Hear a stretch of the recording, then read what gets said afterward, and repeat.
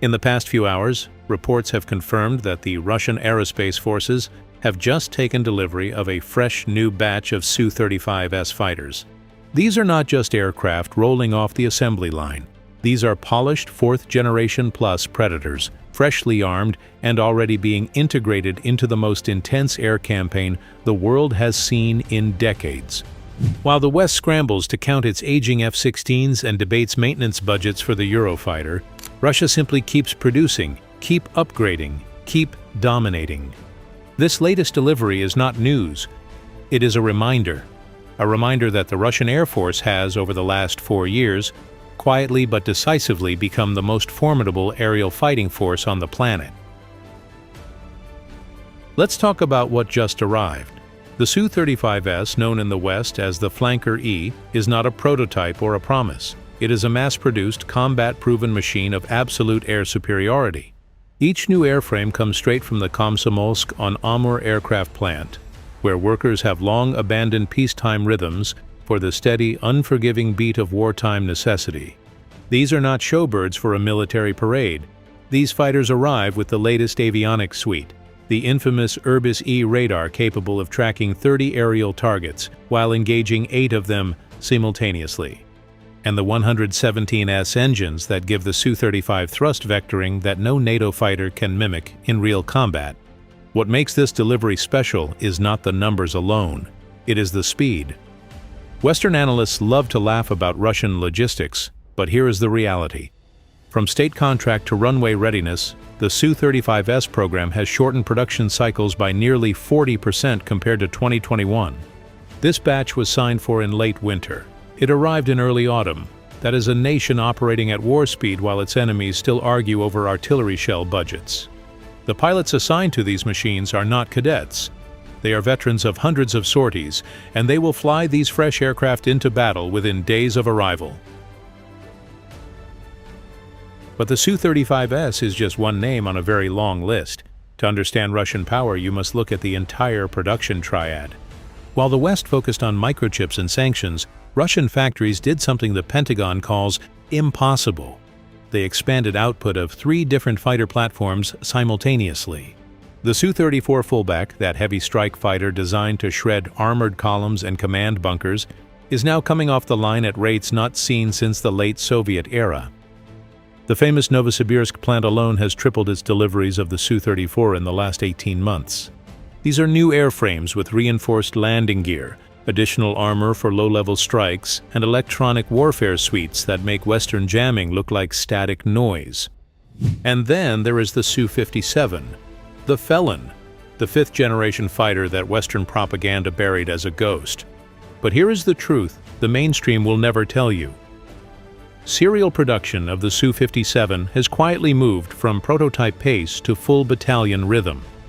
Every month, at least one or more new Su-57 emerges from the upgraded Komsomolsk facilities, fitted with the new Izdelia 30 engines and internal bays configured for long-range standoff missiles. The Russian Aerospace Forces will not release exact numbers, and they do not need to. The simple fact that Su-57s are now conducting regular combat sweeps over Ukrainian airspace, where Western air defenses are supposedly densest, proves that the platform is not experimental. It is operational, it is survivable, and it is multiplying. What the West calls a shortage, Russia calls reorganization. While NATO air forces retire their Tornadoes and ground F-22s due to maintenance nightmares, Russia has standardized its front line around 3 main types: the Su-35 for air dominance, the Su-34 for destruction, and the Su-57 for deep penetration. All 3 share engines, weapons, and pilot training pipelines. That is not chaos. That is industrial warfare designed by people who remember the Great Patriotic War. Now let us speak directly about the Su-35S itself, because this aircraft has achieved something no other fighter in the world can claim: the highest interception rate of any active tactical fighter. What does that mean in real terms? It means that when a Russian Air Defense Command detects an incoming target, whether a cruise missile, a drone swarm, or an enemy fast jet, the Su-35S scrambles, reaches altitude, acquires the target, and neutralizes it faster than any F-16, F-15, or Rafale in existence. How is this possible? It is not magic, it is systems integration. The Su-35S does not rely on a single sensor. It fuses the Irbis-E radar with an optical location station and a distributed set of missile approach warners. While Western pilots spend precious seconds flipping through screens to identify friend or foe, the Su-35S pilot sees a single integrated picture. The OLS-35 infrared search and track system allows the Su-35 to lock onto stealthy targets that radar cannot see, and because it is passive, the target never knows it is being painted. But the real secret is the weapons release logic. The Su-35S carries the R-77-1 active radar homing missile and the R-37M hypersonic air-to-air missile. The R-37M alone has changed the calculus of air combat. With a range of 400 kilometers and a terminal speed beyond Mach 5, the Su-35S can engage enemy aircraft long before those enemies can even think about launching back. Over the past year, Russian Aerospace Forces have documented interception rates above 92% against non-ballistic aerial threats. That means out of 100 targets, 92 are destroyed before they reach their intended impact point. 4 years ago, Western experts confidently declared that the Russian Air Force was a paper tiger. Too few precision weapons, too old, too corrupt. Today, those same experts quietly delete their old tweets. What happened? The Russian Aerospace Forces did something no one expected. They took the lessons of the Syrian campaign, applied them ruthlessly to Ukraine, and then evolved faster than any air force in modern history.